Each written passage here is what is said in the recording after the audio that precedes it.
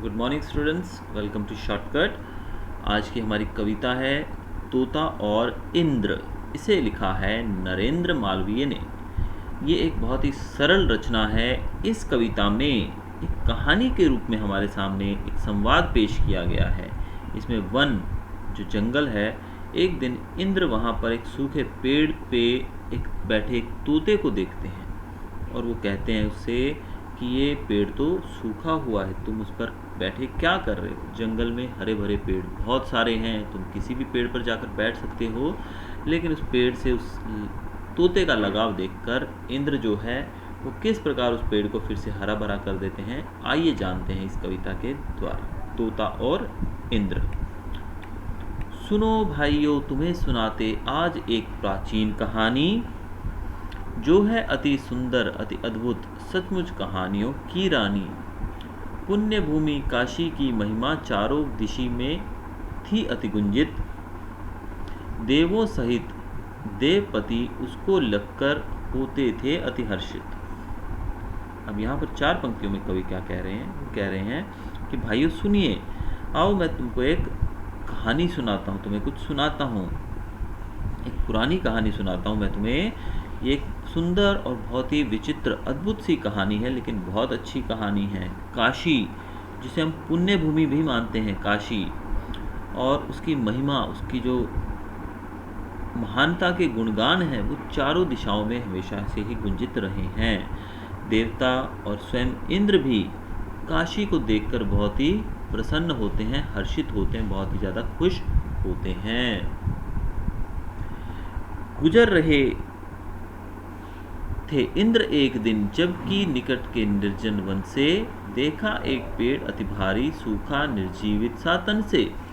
उसके एक खोखले में था तोता एक बहुत ही सुंदर, हुआ इंद्र को बेहद अचरज उसको सूखे तरू पर लगकर। अब एक दिन इंद्रदेव जो थे वो काशी के पास ही के एक निर्जन मतलब जहाँ पर कोई रहता नहीं है, ऐसे जंगल में से जब वो होकर गुजर रहे थे तो उन्होंने पास में ही एक बहुत बड़ा पेड़ देखा जो कि सूखा हुआ था, और उसके खोखले तने के अंदर एक सुंदर सा तोता बैठा था। इंद्रदेव उस तोते को उस सूखे पेड़ पर पाकर बहुत ज़्यादा आश्चर्यचकित हुए।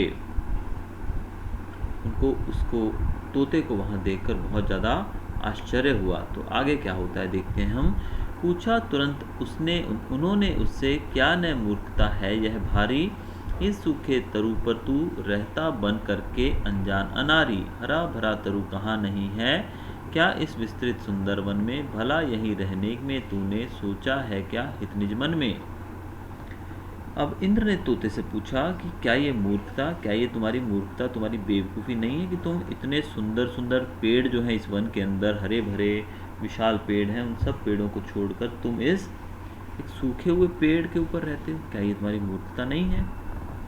इस सूखे पेड़ पर रहने में तुम्हें कौन सा लाभ दिखाई देता है, तुम्हें कौन सा इसमें फ़ायदा दिखाई देता है? तुम इस पर रहकर क्या पा रहे हो जो तुम इसके ऊपर बैठे हो? तोता बोला, महाराज यह तरु पहले था बेहद सुंदर, सारे वन में एकमात्र था, सबसे अच्छा सबसे मनहर। जैसा था यह सबसे सुंदर, वैसा ही था यह बलशाली, यह ही था इस वन की शोभा, भाग्यवान अति गौरवशाली। तो आगे अब इंद्रदेव की जो बात है वो सुनकर क्या कहता है तोता, वो हम देखते हैं कि ये जो पेड़ है उसके व्याख्यान करते हुए वो बताता है। क्या बताता है वो हम देखते हैं। तोते ने इंद्र से कहा, महाराज ये पेड़ एक समय था जब ये अपनी किस्म का एक डिफरेंट वैरायटी का एक ही पेड़ था, और ये बहुत ही सुंदर, बहुत ही अच्छा था, और इतना सुंदर था कि कोई भी इसको देखकर इसकी तरफ अट्रैक्ट हो जाए, यानी कि सबके मन को मोह लेने वाला था। तो सुंदरता के साथ साथ ये बहुत ही ताकतवर भी था, ये बहुत ही बलशाली था। तब इस वन की शोभा इस पेड़ से ही थी, यानी कि इस पूरे जंगल की शोभा इस पेड़ से ही थी। ये अत्यंत भाग्यशाली था और पूरे वन में इसका बहुत ज़्यादा गौरव था, सब लोग इसको बहुत ही ज़्यादा सुंदर मानते थे। चिड़िया तोते कोयल मैना सबको ही यह अति प्यारा था, महाराज यह ही कुरूप तरु शोभा में सबसे न्यारा था। मैं जन्मा हूँ इस पर जब इसकी शोभा थी नई निराली, अतः मुझे प्राणों से भी प्यारी है इसकी डाली डाली। अब आगे देखिए क्या कहना चाहते हैं यहाँ पर तोता महाराज हमारे सामने। अब तोता यहाँ पर बताता है कि महाराज, इस जंगल में रहने वाले तरह तरह के जो पक्षी हैं, चिड़िया, कोयल, मैना, ये सबको बहुत प्रिय था, बहुत प्यारा था। ये पेड़ उन सबका बसेरा था। आज ये पेड़ जरूर बदसूरत दिखाई देता है, लेकिन पहले इसकी शोभा निराली थी। मेरा जन्म जब हुआ था तब इसकी शोभा निराली थी, यानी कि मैं इसी पेड़ पर जन्मा हूँ और मेरा बचपन जो है वो इसी पेड़ पर गुजरा है, तो मेरा इस पेड़ से बहुत लगाव रहा है, इसलिए इसकी डाली डाली मुझे अपनी जान से भी ज़्यादा प्यारी है। इसकी मौदमयी छाया में मैंने था निज होश संभाला।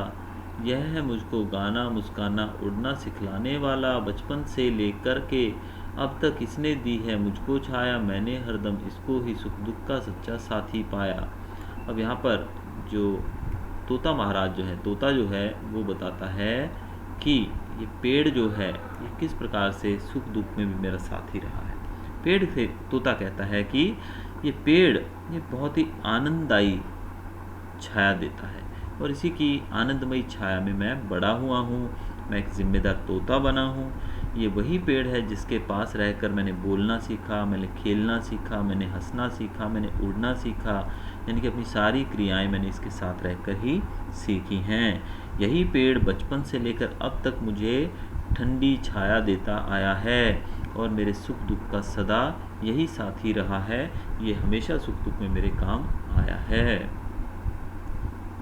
किंतु कुछ दिन पहले आया वन में एक शिकारी, उसके विष से बुझे बाण ने इस पर ढा दी आफत भारी। विष के कारण सूख रहा है तब से यह तरुवर दिन प्रतिदिन, अब तो इसके साथ साथ ही मेरा भी होगा अंतिम क्षण।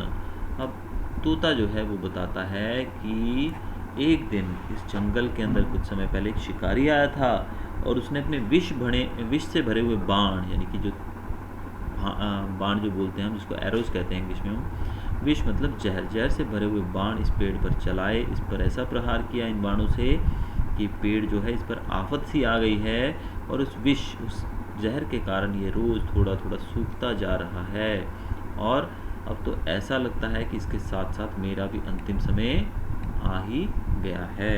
तोते का प्यार देखिए उस पेड़ के प्रति। बचपन के साथी को तजकर भला कहीं मैं जा सकता हूँ, यदि जाऊँ भी तो क्या सुख संतोष शांति मैं पा सकता हूँ। इसकी इच्छा है मैं इसके दुख में थोड़ा हाथ बटाऊँ और अंत में सुख से इसके संग संग में भी मर जाऊँ। यहाँ पर आगे तोता कहता है, इस पेड़ में मेरा बचपन गुजरा है, यानी कि बचपन से इसने मेरा साथ दिया है और अब इसके बुरे दिन हैं, तो ऐसे में मैं इसको छोड़कर कैसे जा सकता हूँ।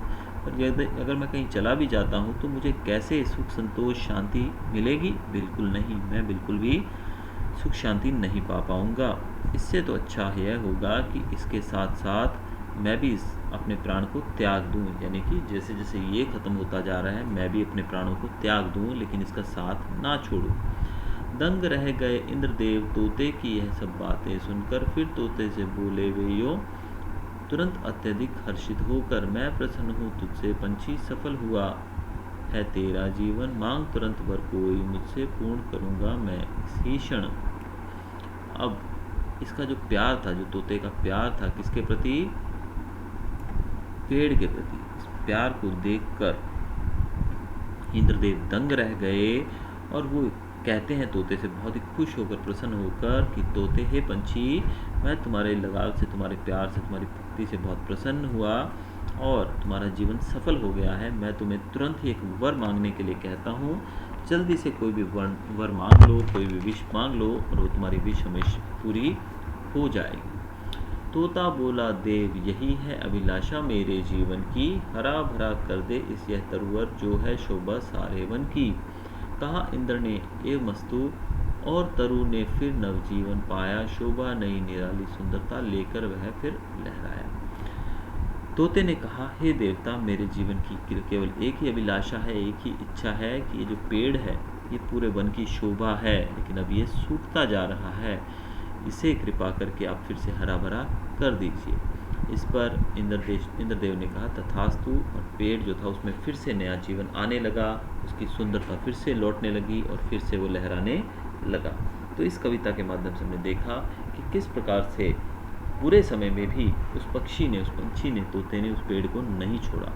तो ये थी हमारी कविता तोता और इंद्रदेव।